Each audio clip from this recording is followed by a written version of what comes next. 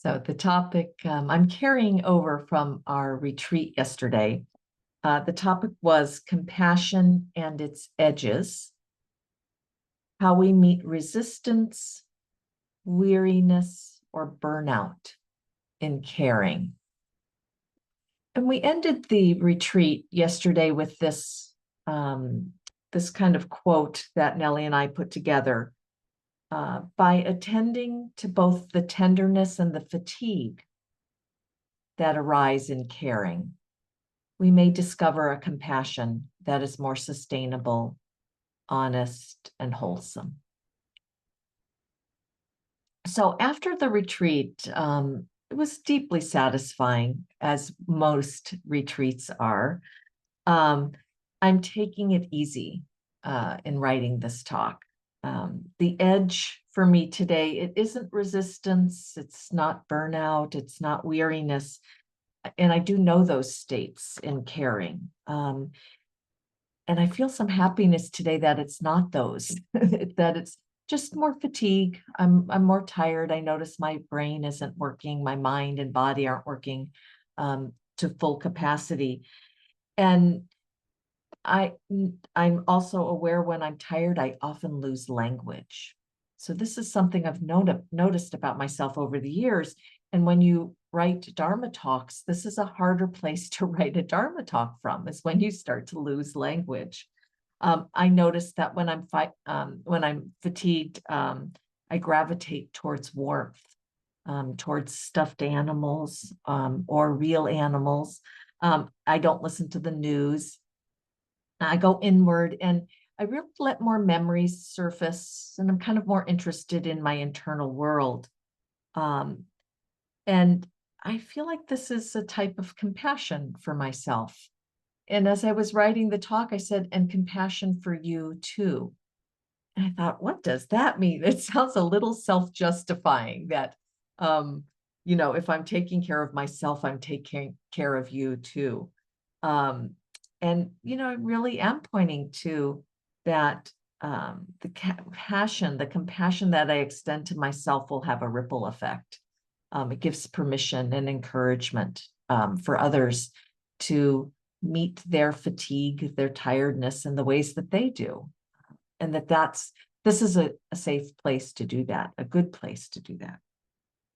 So one memory that has surfaced in this morning's thinking is from a short safari I took on Saturday. So this is some of the real animals that I went to visit. I have a picture of them on my shirt.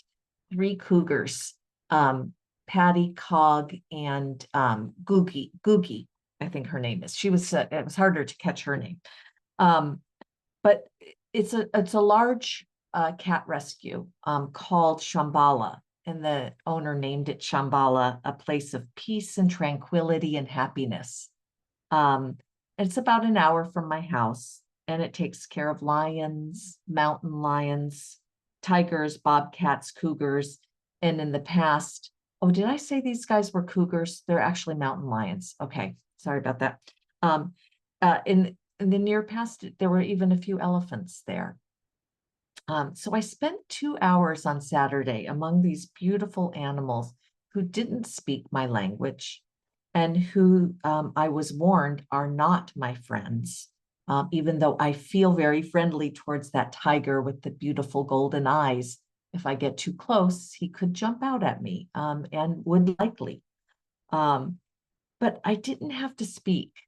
And I found myself, at times like slipping into pet talk, that type of talk we use to pets, which I don't have, I use with other people's pets.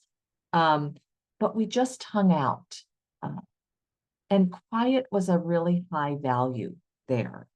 Though I have to admit, our guide, the owner of Shambhala, when we came to the question and answer at the end, he yelled his answers to us. He was just like so loud. And it took me a while to be able to listen to him after coming out of this kind of quiet hanging out with the others. And at some point I realized his loudness wasn't aggression. It was almost like mimicking the roars of the cats. It was really had nuance, and it was with particular intention that he communicated his passion and his strength and steadiness for his care of these animals. And oddly enough, in that silence, his compassion came through volume, through speaking. And yes, that was just an interesting juxtaposition. So it led me to wonder this morning, is there compassion in offering quiet to ourselves and to others? Is that like a compassionate gesture? And then, of course, the context matters, right? There's times when quiet isn't what's needed, when words of comfort or protest or truth telling, I would say, are called for. But when life-changing, life-threatening, or traumatic things happen, it's often a time we can't find right words. And maybe it's also compassionate to not expect ourselves to have the right words in those situations, capital R, right. And silence can be a part of the way we care together also. On a retreat many years ago, this is another memory, one of the teachers said very softly into the silence of one of our groups, "I will care about your deaths. We will care about each other's deaths." And the words really landed with a force for me. And I think that's something about being in silence. The words really land differently. You can take them in different ways. They really enlarged, this morning as I was thinking of it, they enlarged my field of caring at that time.